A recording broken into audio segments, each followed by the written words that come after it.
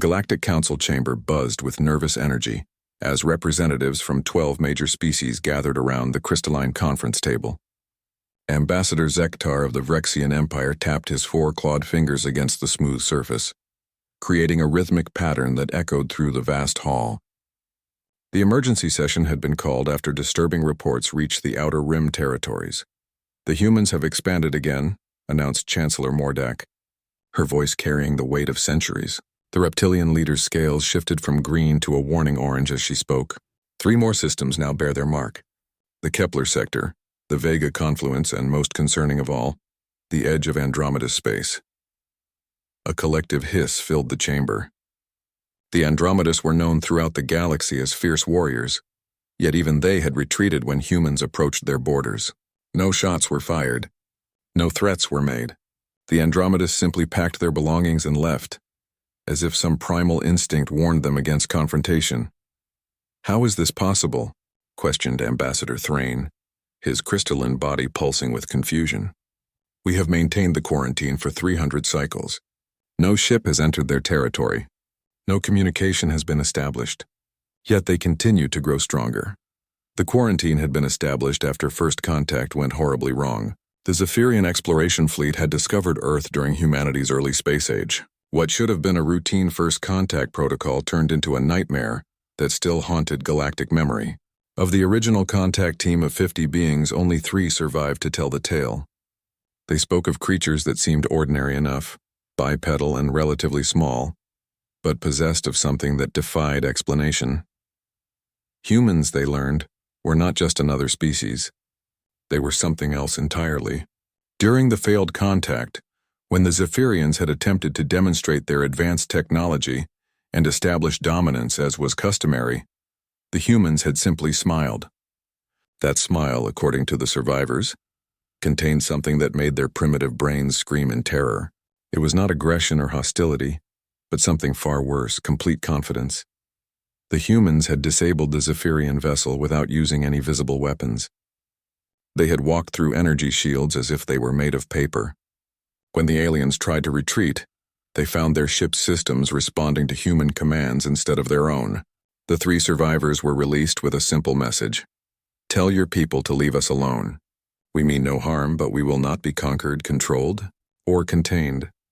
"Perhaps the quarantine has failed," suggested Vorkim, the insectoid representative whose compound eyes reflected the chamber's soft lighting. "Perhaps they have found ways to breach our containment." "Impossible," Chancellor Mordak replied firmly. "Our monitoring stations report no unauthorized vessels leaving their space. The energy barriers remain intact. The warning beacons function perfectly. Not a single ship has attempted to cross the boundary." This was what terrified the galactic community most. Humans were expanding without leaving their designated space. They were growing stronger, developing new technologies and establishing colonies in systems that the galaxy's best scientists swore were uninhabitable. Yet no human ship had been detected beyond the quarantine zone. "I propose we increase monitoring efforts." Ambassador Zektar finally spoke. "Deploy stealth probes. Gather intelligence. We need to understand what they are doing in there." "And if they detect our surveillance?" asked Chancellor Mordak. The question hung in the air like a toxic cloud.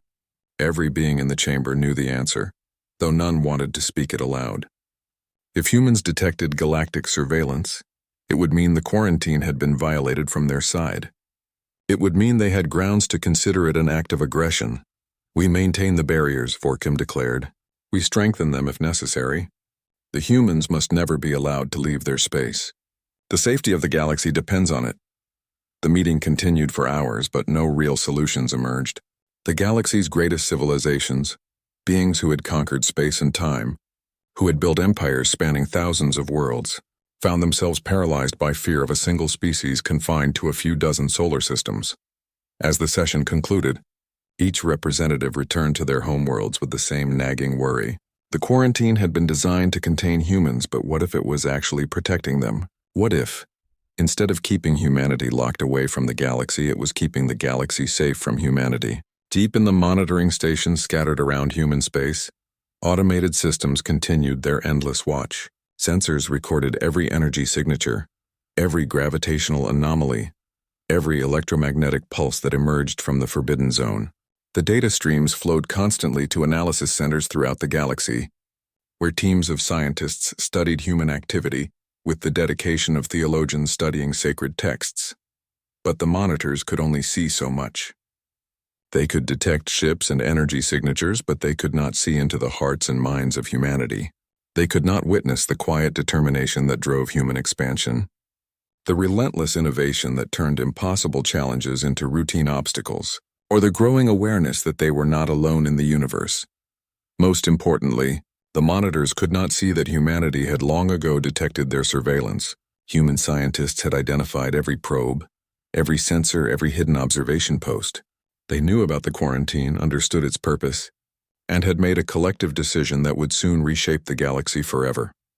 The containment that the galactic community believed was keeping them safe was about to be tested in ways none of them could imagine. Captain Sarah Chen stood before the viewing window of the Earth Defense Station, watching as the latest Deep Space Explorer ship prepared for launch. The UES Prometheus gleamed under the artificial lights, its hull inscribed with symbols that no alien monitoring system could properly translate. Humanity had learned to hide its true intentions behind seemingly innocent scientific missions. "Final systems check complete," reported her second-in-command, Lieutenant Marcus Webb. "The Prometheus is ready for departure." Sarah nodded, though her expression remained troubled. She had been part of the team that first detected the alien surveillance network. Using advanced quantum sensors, human scientists had mapped every hidden probe, every monitoring station, every energy barrier that surrounded their space.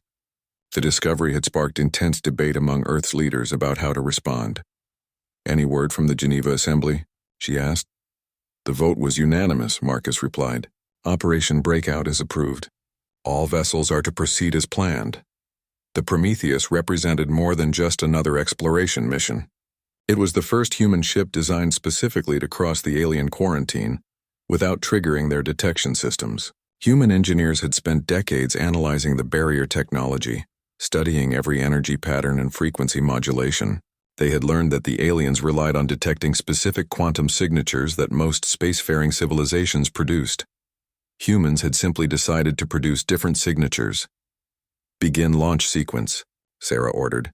As the Prometheus disappeared into the void, Sarah reflected on how different human space exploration had become since learning about their observers.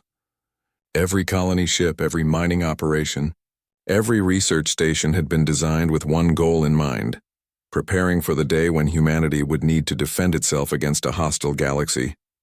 The aliens thought they were containing a primitive species.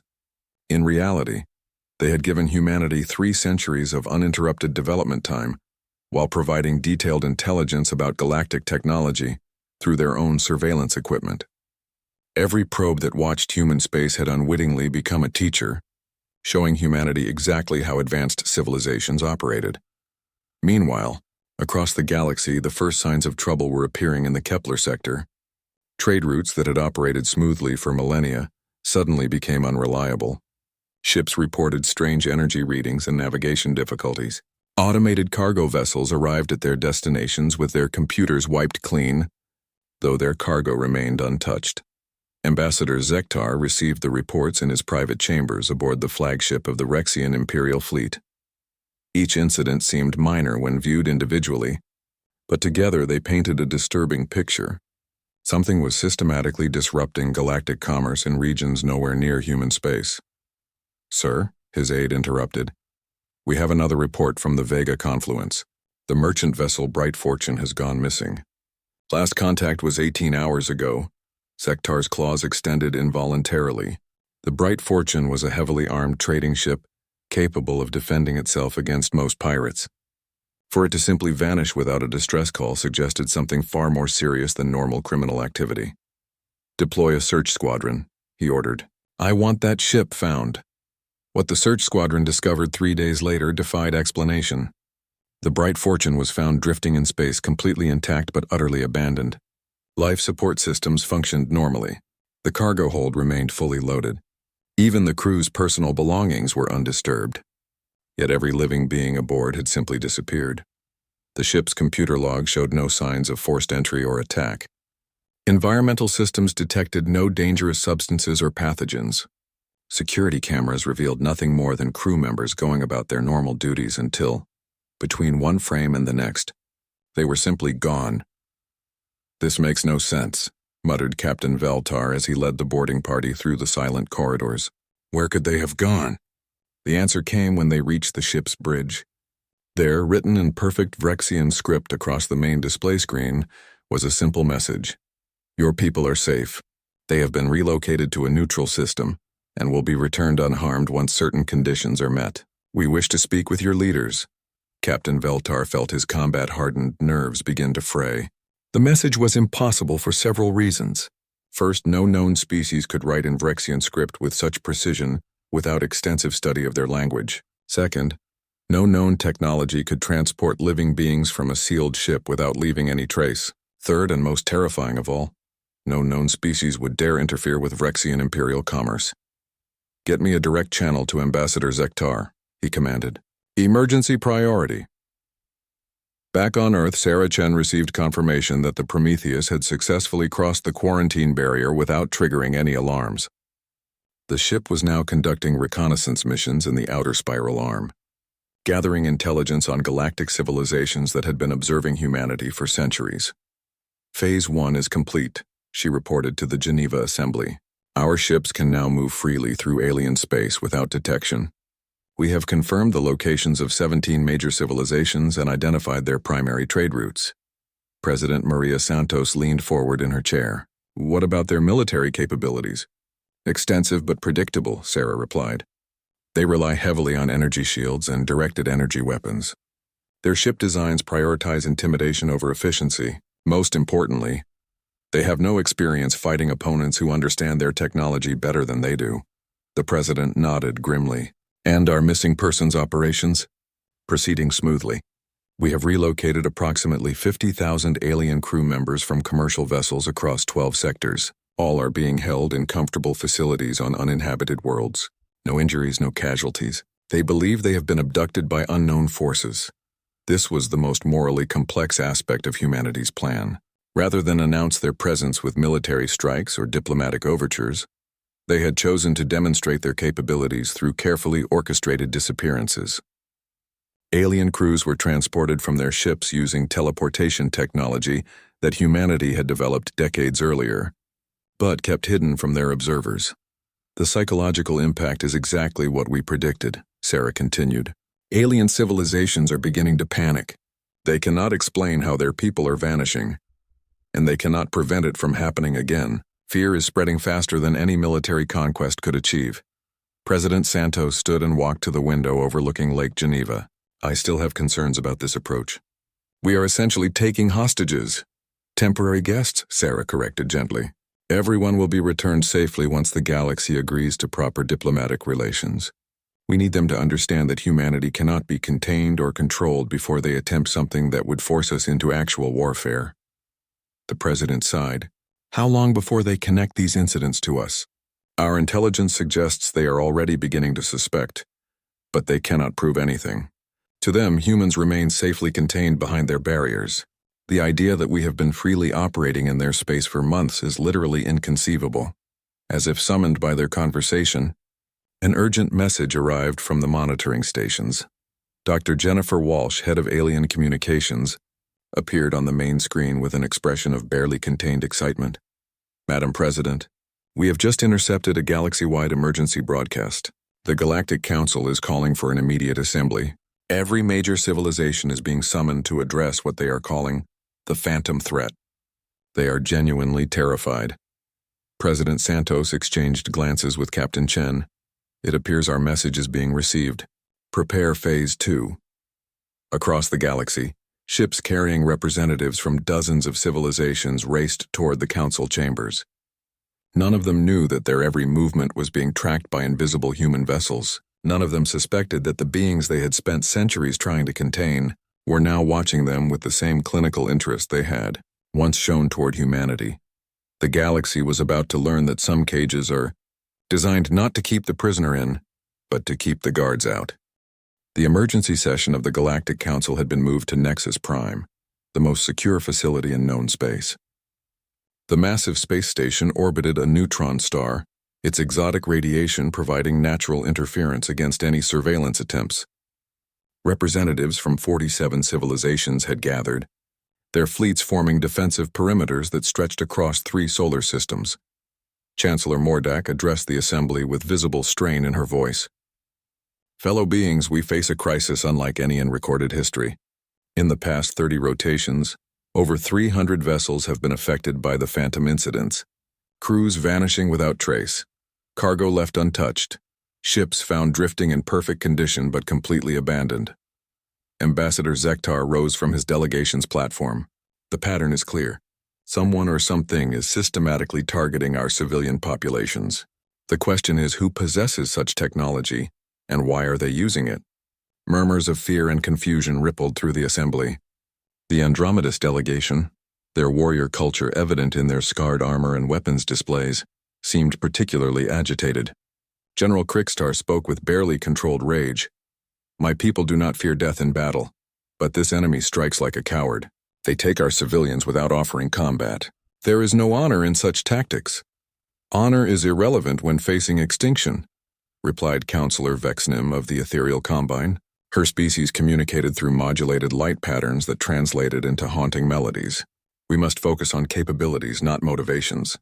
Whoever is responsible can bypass our strongest shields, avoid our best sensors, and transport living beings across vast distances instantaneously. The technological implications were staggering. Teleportation on such a scale required energy manipulation beyond anything the galaxy had achieved. The precision needed to extract specific individuals from heavily shielded vessels suggested scanning, technology that could peer through any defense. There is another possibility we must consider, announced Elder Thrain, his crystalline form catching and fracturing the chamber's light. What if these incidents are connected to the humans? The silence that followed was absolute. For 3 centuries, human space had been successfully quarantined. Every major civilization contributed ships and resources to maintain the barriers that kept humanity contained. The idea that humans could be responsible for galactic-scale operations was almost unthinkable. Impossible, declared Ambassador Zektar. We monitor their space constantly. No human vessel has crossed the barriers. Their energy signatures are clearly identifiable and none have been detected at any incident site. Then perhaps our monitoring is inadequate. Elder Thrain replied calmly. Perhaps we have underestimated what 3 centuries of isolation might produce. Chancellor Mordak activated the chamber's central display, showing a 3-dimensional map of the galaxy. Red markers indicated every phantom incident, creating a pattern that seemed random at first glance. However, as the data accumulated over time, a subtle design began to emerge. Computer analysis reveals that these incidents form a loose spiral pattern centered on human space, she announced. The attacks began in the outer rim and are slowly working inward toward core systems. The implications hit the assembly like a physical blow. If humans were responsible, then everything they thought they knew about the species was wrong. The containment protocols, the monitoring systems, the entire framework of galactic security had been based on the assumption that humans were technologically inferior and properly isolated. We need proof, demanded General Krikstar. If the humans are responsible, we declare war and settle this matter with honest violence. With what? Asked Counselor Vexnim. Our missing crews represent over 50,000 individuals from dozens of species. If humans can make that many people disappear without a trace, what could they do to our military forces? The question haunted the assembly because it touched on their deepest fear. Every civilization represented in the chamber had built their power through military conquest or technological superiority. The Phantom incident suggested an opponent who operated by completely different rules, someone who could achieve strategic objectives without engaging in traditional warfare. I propose we test the barriers, suggested Ambassador Zektar. Send a probe directly into human space. If they are somehow operating beyond the quarantine, they will respond. And if they destroy the probe? Asked Chancellor Mordak. Then we will have our answer. Unknown to the assembled delegates, their entire conversation was being monitored by human intelligence operatives. The UES Phantom, a stealth vessel using technology decades ahead of galactic standards, maintained position just outside the neutron star's radiation field. Captain Lisa Rodriguez and her crew listened to the debate with professional interest. "They are beginning to understand," reported Lieutenant Commander James Park, the ship's intelligence officer, "but they still think in terms of traditional warfare." Captain Rodriguez nodded. "That's exactly what Command predicted. They cannot conceive of strategic objectives that do not involve conquest or destruction." The Phantom was one of 12 vessels conducting deep space reconnaissance throughout the galaxy. Each ship was equipped with advanced cloaking systems that made them invisible to conventional sensors. More importantly, they carried diplomatic packages that would soon revolutionize galactic politics. "Captain," interrupted Communications Officer Sarah Kim, "we are receiving a priority transmission from Earth. Operation Revelation is approved. We are cleared to proceed with contact protocols." Rodriguez felt a mixture of excitement and apprehension. Humanity's first official contact with the galactic community was about to begin, but not in the way anyone expected. "Open a channel to all vessels in the Nexus Prime system," she ordered. "Full spectrum broadcast, all frequencies, all languages. Channel open, Captain." Rodriguez took a deep breath.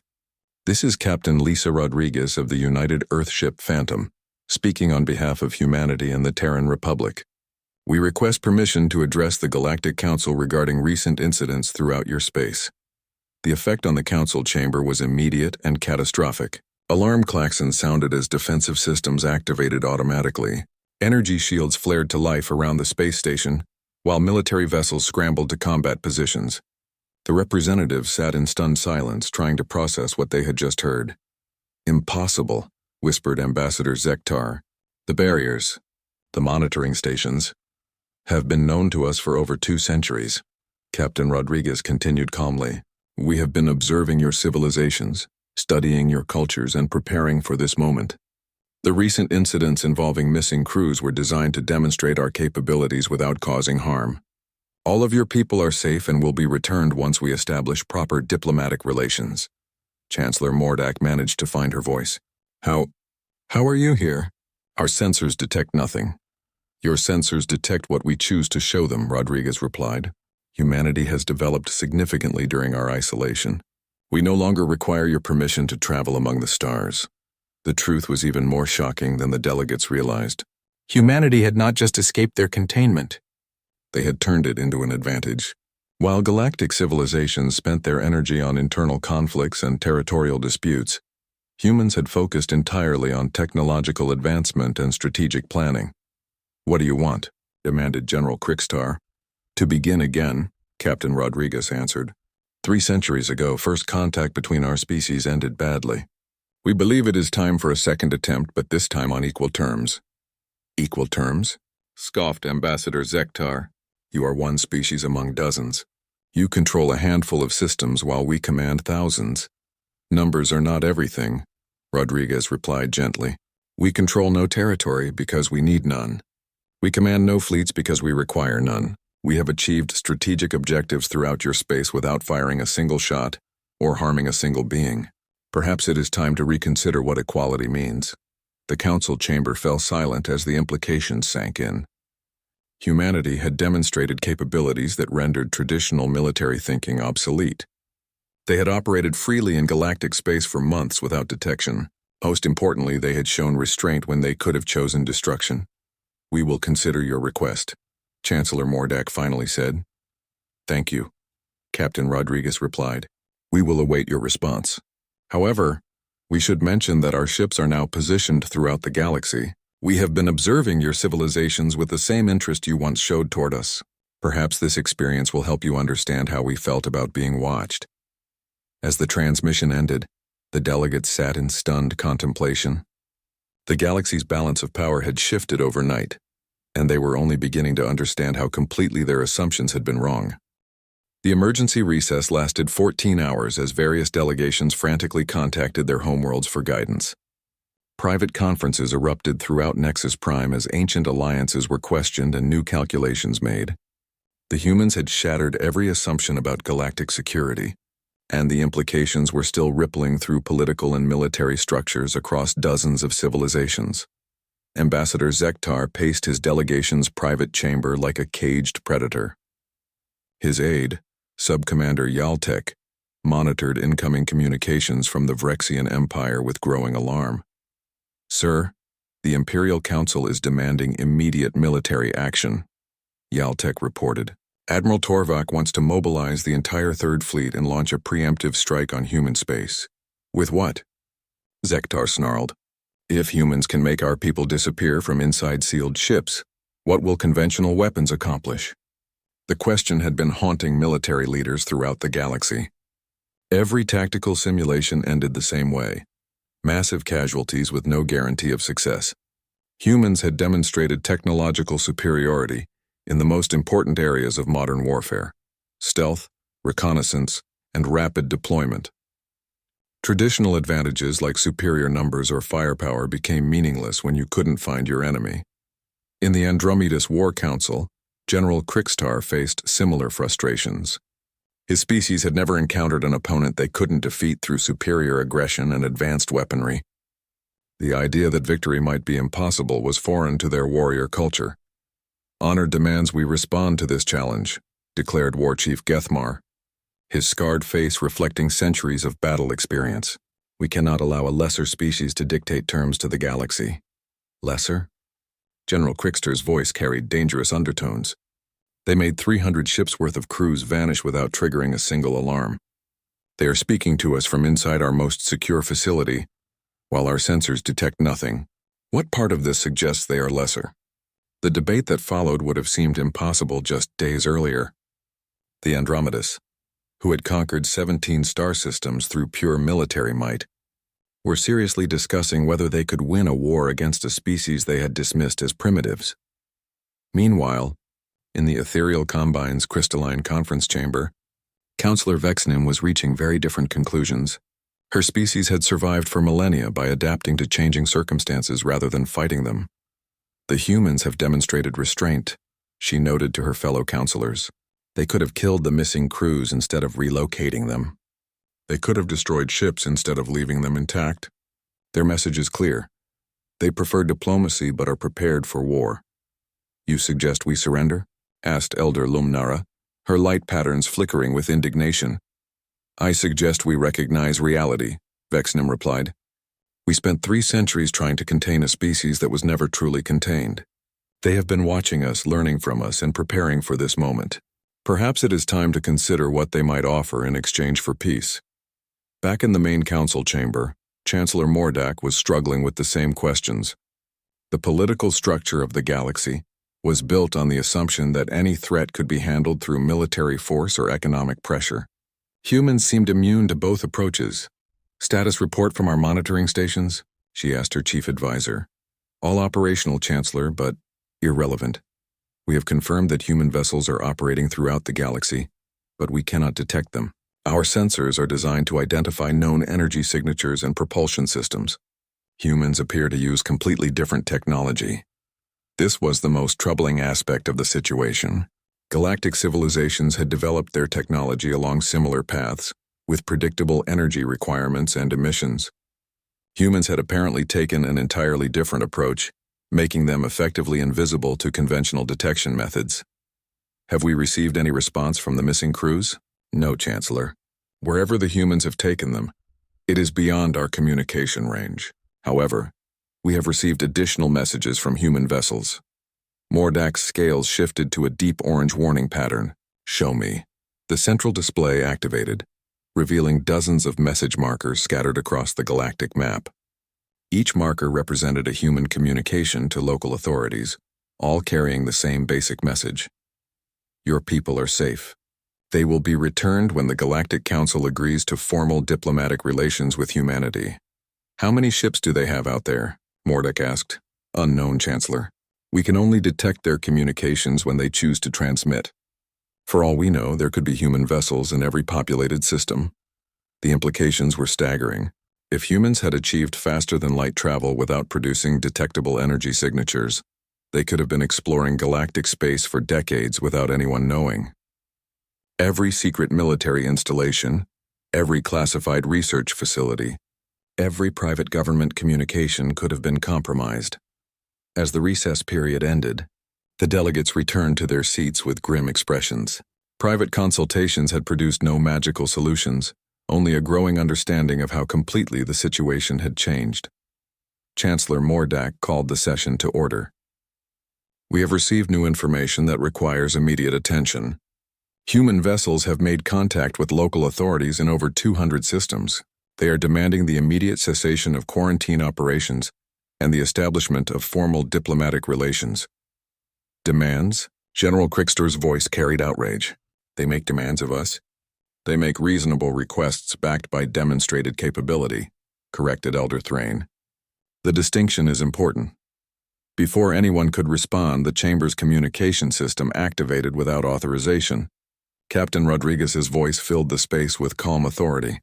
Honored delegates, we apologize for the interruption, but we felt it important to address certain misconceptions. Humanity is not making demands. We are offering an opportunity for mutual cooperation and understanding. Get off this channel, shouted Ambassador Zektar. This facility is supposed to be secure. Your security is adequate against known threats, Captain Rodriguez replied. We represent an unknown variable in your calculations. However, we are not here to demonstrate superiority, but to prevent unnecessary conflict. You have already demonstrated superiority, Counselor Vexnim observed. The question is what you intend to do with it. Build a better galaxy, Rodriguez answered simply. Your civilizations have spent millennia in cycles of conquest and submission. Wars that devastate entire star systems over territorial disputes that could be resolved through cooperation. We offer an alternative approach. And if we refuse? Demanded General Crickstar. The pause that followed lasted several seconds. When Captain Rodriguez spoke again, her tone remained calm but carried unmistakable steel. Then you will continue as you are, but without the illusion of security that the quarantine provided. We will return your people and withdraw from galactic affairs. However, we will not return to our cage. Human space will no longer be restricted, and human ships will travel wherever we choose. The threat was subtle but clear. Humanity would not accept containment regardless of the galaxy's decision. The choice was between cooperation and uncertainty, not between cooperation and control. We require time to consider your proposal, Chancellor Mordak said finally. Of course, however, while you deliberate, we suggest you consider the alternative. Your civilizations have created a galaxy where strength is the only currency, and fear is the only diplomacy. We offer you the chance to try something different. The question is whether your pride will allow you to accept help from those you once considered inferior. As the transmission ended, the delegates faced the hardest decision in galactic history. They could maintain their traditional approach and face an opponent they couldn't defeat. Or they could swallow their pride and admit that the species they had tried to contain might actually have something valuable to teach them. The vote, when it came, would reshape the galaxy forever. The vote split the Galactic Council in ways that no one had anticipated.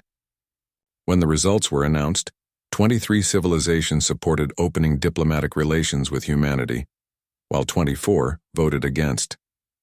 The Ethereal Combine and several smaller scientific communities led the pro-human faction, while the Vrexian Empire and Andromedus warrior clans dominated the opposition. Ambassador Zektar stood to address the chamber, his claws fully extended in a display of aggressive intent. This council has forgotten its purpose. We exist to maintain order and security throughout the galaxy. Surrendering to human extortion abandons our most fundamental responsibility. It is not surrender, replied Counselor Vexinem, her light patterns shifting to diplomatic blue. It is adaptation. The galaxy has changed, and we must change with it or risk becoming irrelevant. Chancellor Mordak found herself in the impossible position of maintaining unity in a council that was fundamentally divided. The tie vote meant that no official decision could be made, but the disagreement ran much deeper than parliamentary procedure. The vote is inconclusive, she announced. According to council protocols, individual civilizations are free to pursue independent policies regarding the human situation. General Crickstar slammed his armored fist against his delegation's table. This weakness will destroy us all. The Andromedus will not bow to alien demands. We withdraw from these proceedings and will respond to human aggression as honor demands. As the Andromedus delegation stormed from the chamber, other military-oriented civilizations began following suit. Within minutes, nearly half the council had dissolved into competing factions, each determined to handle the human situation according to their own cultural imperatives. Captain Rodriguez, still monitoring the proceedings from the UES Phantom, reported the developments to Earth Command with mixed feelings. The Council has fractured as predicted. Several civilizations are preparing for military action while others are requesting formal diplomatic contact. President Santos's response came through quantum encryption channels that even the galaxy's most advanced civilizations couldn't decode. How do you assess our position? Strategically sound but politically complicated, Rodriguez replied. We achieved our primary objective of ending the quarantine, but we may have triggered a galactic civil war in the process. This had been humanity's greatest concern during the planning stages. Earth's leaders understood that revealing their capabilities would destabilize existing power structures. However, the alternative was remaining trapped in an ever-shrinking cage while the galaxy's civilizations grew more suspicious and hostile. Proceed with Protocol 7, President Santos ordered. It's time to show them what we've really been doing for the past 3 centuries. Protocol 7 represented humanity's most closely guarded secret. While the galaxy had been monitoring human space for signs of technological development, they had been looking for familiar patterns of industrial expansion and military buildup. What they found instead was something unprecedented in galactic history. Captain Rodriguez activated a new communication frequency that reached every vessel and station in the Nexus Prime system. Honored beings, we believe it is time for a more complete understanding of humanity's position. Please direct your sensors toward the following coordinates.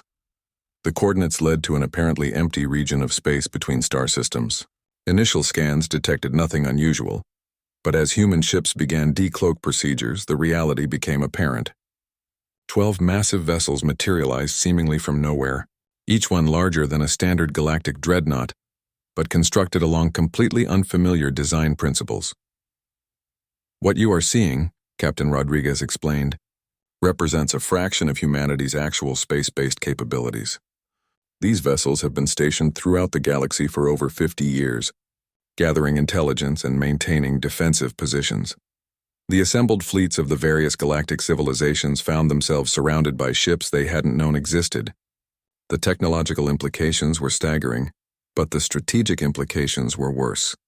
If humans had maintained a hidden fleet for half a century, what else might they have accomplished during their supposed isolation? This is impossible, transmitted Admiral Torvak of the Vrexian Third Fleet. Our sensors would have detected construction on this scale. Your sensors detected exactly what we wanted them to detect, Rodriguez replied. We learned much from studying your monitoring technology. Most importantly, we learned that all galactic civilizations make the same fundamental assumption, that advanced technology must produce detectable energy signatures. You developed stealth technology that completely masks your presence, observed Dr. Calix of the Scientific Consortium, one of the few beings who seemed more fascinated than frightened by the revelation. We developed something better, Rodriguez corrected. We developed technology that creates false signatures. Your sensors have been tracking phantom fleets for decades, while our real ships operated invisibly. Every energy reading, every gravitational anomaly, every electromagnetic pulse that your monitoring stations recorded from human space was artificially generated. The implications hit the galactic leaders like a physical blow. Not only had humans escaped their containment, but they had actively deceived the entire galaxy about their true capabilities. The ships that sensors had identified as human exploration vessels were elaborate decoys, while the real human fleet operated beyond detection. Chancellor Mordak's voice carried a tremor as she asked, "How many ships do you actually possess?" "Enough," Rodriguez replied diplomatically. "The exact number is less important than their capabilities. Each vessel you see is capable of operations that your military analyst would consider impossible. To demonstrate this point, one of the human ships simply vanished, not cloaked or hidden but literally translated to a different location instantaneously. It reappeared moments later in a completely different sector, having crossed distances that should have required hours of faster-than-light travel. Instantaneous transportation, breathed Dr. Calix. You've solved the quantum tunneling paradox. Among other things, Rodriguez confirmed, humanity has spent 3 centuries focused entirely on scientific advancement and technological development. While your civilizations fought territorial wars and managed vast bureaucracies, we concentrated on understanding the fundamental nature of reality itself. This was the truth that the galaxy found most difficult to accept. Humans hadn't just advanced their technology during isolation, they had revolutionized it, free from the constraints of traditional galactic thinking, and driven by the knowledge that they faced potential extinction. Human scientists had achieved breakthroughs that redefined what was possible. "The missing crews," asked Counselor Vexnim. "Where are they actually being held?" "Safe," Rodriguez replied. "They are guests at research stations located in what you might call pocket dimensions, self-contained reality bubbles where time and space behave according to our specifications, rather than natural law." Even the galaxy's most advanced scientists struggled to comprehend the implications. Humans hadn't just developed better weapons or faster ships. They had learned to manipulate the basic structure of the universe itself. "What do you want from us?" asked Chancellor Mordak, her voice barely above a whisper. "What we have always wanted," Rodriguez replied, "to be left alone to pursue our own path. However, since that option was taken from us, we offer an alternative. Join us in exploring what the galaxy could become if we stopped fighting over what it is. And if we refuse, then you continue as you always have, but with the knowledge that the universe is far stranger and more wonderful than you believed. We will return your people and withdraw from galactic affairs, but we will not return to our prison." The choice was clear, though not simple. Humanity offered partnership in unlocking the mysteries of existence itself. But accepting would require acknowledging that everything the galaxy thought it knew about technology, politics, and power was obsolete. As the delegates contemplated this impossible decision, human ships throughout the galaxy began revealing themselves. Every major civilization discovered that their most secret facilities had been under observation for decades, that their most classified technologies were already understood and surpassed by human science. The age of galactic dominance through military force was ending, replaced by something entirely new. Whether that change brought cooperation or conflict would depend on choices made in the next few hours, by beings who were only beginning to understand how completely their universe had changed. 6 months after the revelation at Nexus Prime, the galaxy looked nothing like it had before. The old power structures had not merely shifted. They had fundamentally transformed into something unprecedented in galactic history. Dr. Elena Vasquez stood in the observation deck of the newly constructed Harmony Station, watching as ships from 37 different civilizations worked together on humanity's most ambitious project yet. The massive space structure, larger than most moons, represented the galaxy's first truly cooperative scientific endeavor. "The quantum resonance chambers are online," reported her colleague, Dr. Zephyr Valnath of the Ethereal Combine. The crystalline being's communication patterns had adapted to include human emotional ranges, creating a musical language that conveyed both scientific data and personal warmth. "We should be ready for the first trans-dimensional probe launch within the hour." Elena nodded, still amazed by how naturally different species had learned to work together once the barriers of fear and mistrust were removed. The project they were attempting would have been impossible for any single civilization, requiring the combined knowledge and resources of dozens of worlds. "Any word from the Earth Council about the Andromeda situation?" she asked. Dr. Valnath's light patterns dimmed slightly. "General Quickstar's faction continues to resist integration. They have established a military stronghold in the Outer Rim and declared human space a target zone. This had been the most troubling development since the Council fracture. While most civilizations had chosen to embrace the new reality and explore cooperative possibilities, the Andromedas warrior culture found it impossible to accept that their military supremacy was obsolete. For 6 months, they had been preparing for a war that human leaders desperately wanted to avoid. Dr. Vasquez interrupted the station's communication officer.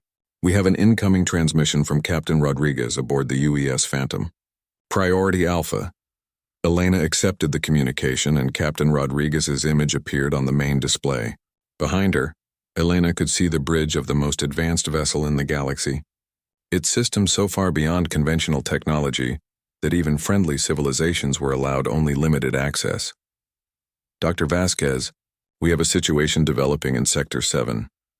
The Andromeda's third battle group is approaching the edge of what they still consider human quarantine space.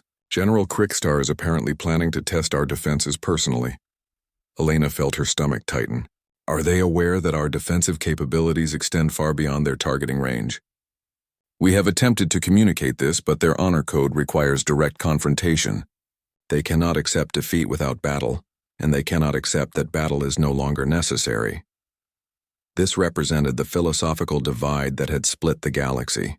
Progressive civilizations like the Ethereal Combine and the Scientific Consortium had embraced humanity's approach of advancing beyond traditional conflict. However, warrior cultures found the concept of victory without battle to be incomprehensible. What does Earth Command recommend? Elena asked. Demonstration rather than destruction, Rodriguez replied. We will show General Krickstar exactly what modern warfare looks like. But we will do so without casualties, Elena nodded, though she worried about the psychological impact on a culture built around martial honor. Keep us informed, Captain. Harmony Station stands ready to provide medical support if needed.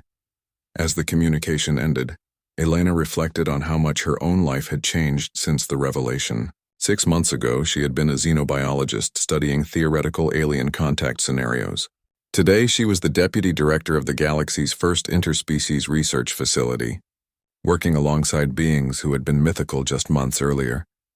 The transformation hadn't been easy for anyone involved. Human society had struggled to adapt to suddenly being part of a galactic community, while alien civilizations grappled with the discovery that their technological assumptions were completely wrong. However, those willing to embrace change had discovered possibilities beyond their wildest dreams. Dr. Vasquez, called Dr. Tynemore, a crystalline researcher whose mathematical insights had revolutionized human understanding of dimensional physics. The probe is ready for launch. Are you prepared to make history? Elena smiled as she moved to the control station. The probe they were about to launch would explore realities beyond normal space-time, using technologies that combined human dimensional manipulation with alien energy control and ethereal quantum resonance. It represented everything that cooperation could achieve. Begin launch sequence, she ordered. Meanwhile, in Sector 7, General Krickstar stood on the bridge of his flagship, staring at the energy barriers that had contained humanity for 3 centuries. His honor guard flanked him, their ceremonial weapons gleaming under the ship's combat lighting.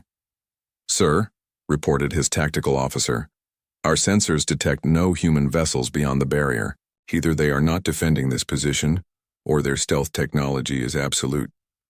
There is no such thing as absolute stealth, Krickstar growled. Every ship leaves some trace. Every weapon produces some signature. We will find them and destroy them in honorable combat. The Andromedas battle group consisted of 12 heavy cruisers and 48 fighters, representing the most advanced military technology their civilization had produced. Against any known opponent, they would have been invincible. However, they were not facing a known opponent.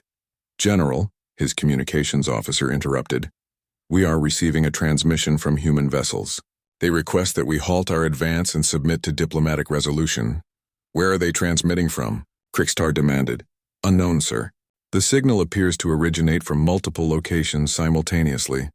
This should have been impossible, but Krickstar's honor code prevented him from retreating in the face of mystery. Ignore their communications. All ships proceed to battle stations. We will teach these humans the meaning of Andromeda's strength.